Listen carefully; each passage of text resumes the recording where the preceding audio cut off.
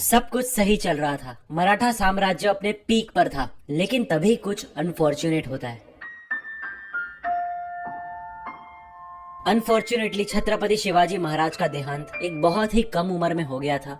महाराज के जाने के बाद मुगल सल्तनत और ज्यादा अग्रेसिव हो गई एंड औरंगजेब ने इसे एक मौके की तरह देखा जिससे वो मराठा साम्राज्य को जीत पाए।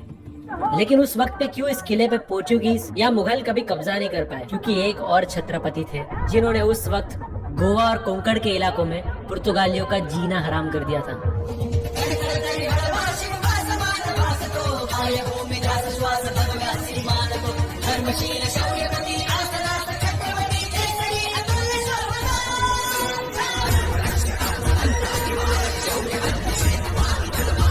कहते हैं कि इन्होंने सिर्फ पोर्चुगीज से लड़ाई नहीं की थी, बल्कि उनका घमंड तोड़ा था। और वो महापुरुष थे कोई और नहीं बल्कि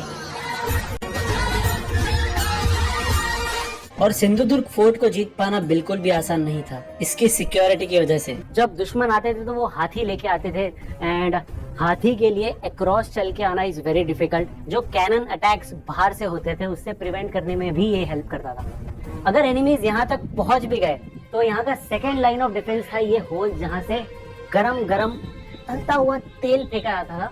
तो यहाँ से वो लाइक लिटरली रिपेल हो जाते थे एंड पीछे हो जाते हैं एंड तेल एक टाइप से स्लिपरी होता था। तो अगर वो ट्राई करते हैं कि दीवार चढ़ के जाने का तो भी वो उनके लिए पॉसिबल नहीं होता था। एंड ऐसा होल्स आप हर जगह पे देख सकते हो। ये जो कीस्टोन आप देख रहे हो, बस इसे खींचना होता था एंड एनिमीज पे यहाँ की पूरी दीवार गिर जाती थी। मतलब मल्टीपल लेयर ऑफ प्रोटेक्शन है यहाँ पे। एक फोर्ट बनाने के लिए या एक बस्ती बनाने के लिए सबसे ज्यादा इम्पोर्टेंट चीज क्या होती है? पीने का पानी। और पीने का पानी सेफ होना बहुत ज्यादा जरूरी था। एंड ये जो स्पेस आप देख रहे हो यहाँ पे जनरली पहरेदार बैठते थे बिकॉज ये पीने का पानी है एंड पीने का पानी फ्रेश होना बहुत जरूरी है। तो किसी दुश्मन ने आकर यहाँ पर कोई पॉइजनस या जहरीली चीज डाल दी तो छत्रपति की जान को खतरा हो सकता है। तो एक मंदिर है, आपको भी लग रहा है ना ये मंदिर है, यही तो सबको चाहिए था। बिकॉज जनरली जो इन्वेडर्स होते थे हिंदू टेम्पल में नहीं जाते थे। इसके लिए इसी का फायदा उठाते हुए इसके नीचे एक टनल बनाई गई है जो कि सीधा पानी के नीचे से जाकर गांव में निकलती थी। और हम ये जो कुआं देख रहे हैं, इस कुएं के अंदर से एक टनल था जिसको मालवन में जाके पहुंचा दिया था। मालवन गांव में गोजर नाम का ठिकाना है 3-4 किलोमीटर, यहाँ तक इस टनल को छोड़ा गया था, ऐसा कहा जाता है। तो हम लोग यहाँ पर देख रहे हैं इसके स्टेप्स है, देखो नीचे जाने के। एक पाव इस तरफ रखा जाता था, दूसरा पाव वहाँ रखा जाता था। ऐसे वो लोग नीचे नीचे जाते थे। अगर वो मसाले टनल के अंदर जलती है तो अंदर ऑक्सीजन सुविधा व्यवस्थित है ऐसे समझ के बाहर वो लोग जाते थे। अगर वो मसाले टनल में आगे जाके कहीं बुझने लगते हैं तो अंदर ऑक्सीजन सुविधा कम है ऐसे समझ के रिटर्न आना होता था। ये जो फोर्ट है इसका बहुत सारा पार्ट पानी के नीचे है इंटेंशनली।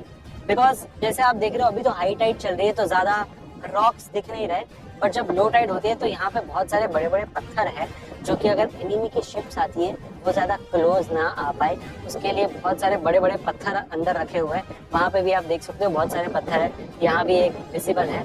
एंड यहाँ पे अगर आप देखते हो तो रॉक्स की एक फॉर्मेशन है। बिकॉज एनिमी जब आते थे तो वो यहाँ से गोले छोड़ते थे, कैनन बॉल्स छोड़ते थे, वो डायरेक्टली गांव की तरफ ना जाए इसके लिए यहाँ पे बहुत बड़े रॉक्स रखे हुए हैं। इतनी सिक्योरिटी होने के बावजूद क्यों ऐसा हाल है छत्रपति शिवाजी महाराज के? और आज वो वाड़ा पूरी तरह से डिस्ट्रॉयड है, जो कि किसी वक्त एक बहुत ही खूबसूरत वाड़ा हुआ करता था। लेकिन किसने गुस्से में ये वाड़ा तोड़ा?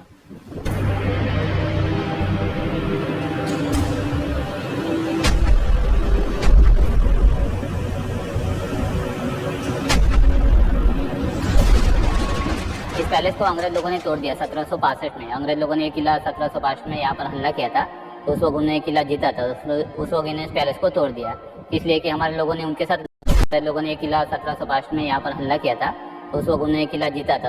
उस वक्त इन्हें इस पैलेस को तोड़ दिया इसलिए कि हमारे लोगों ने उनके साथ लड़ाई की थी ना, उसमें उनके कुछ सोल्जर हमारे लोगों ने मार दिए थे। तो उसका उन्होंने गुस्सा निकाला कि हम मराठी लोगों का वैभव नष्ट कर देंगे तो कोई राजा यहाँ पर रहेगा नहीं। तो उसी उद्देश्य इस पैलेस को तोड़ा गया था। काफी वीक सा हो गया है बिकॉज बारिश में ये चूना है वो थोड़ा निकल रहा है। देखो मैं हाथ भी रख रहा हूँ तो थोड़ा निकल रहा है।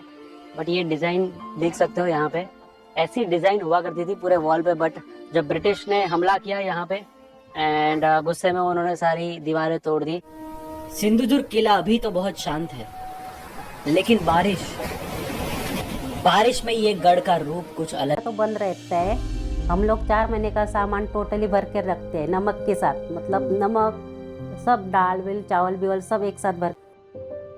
लेकिन हर गढ़ किले की तरह यहाँ भी एक दिक्कत है, कचरे की। टूरिस्ट वगैरह आते हैं इधर ज्यादा। बोतल प्लास्टिक, कोल्ड ड्रिंक प्लास्टिक में आता है, सब प्लास्टिक में ही आता है। तो प्लास्टिक कम करने का तरीका ही नहीं है ना अभी। तो बट आप ही जिम्मेदारी लेके। हाँ, हम लोग सब दुकानदार साथ में जमा करते हैं, वो लोग एक जगह पर रखते हैं, बाद में वो बाहर लेके जाते हैं। आप ही बताइए, महाराज अगर ये देखते तो क्या सोचते? आप ही बताइए, महाराज अगर आज की जनरेशन को देखते तो उन्हें क्या सलाह देते? क्या वो महाराज के आदर्शों पर चल रहे हैं?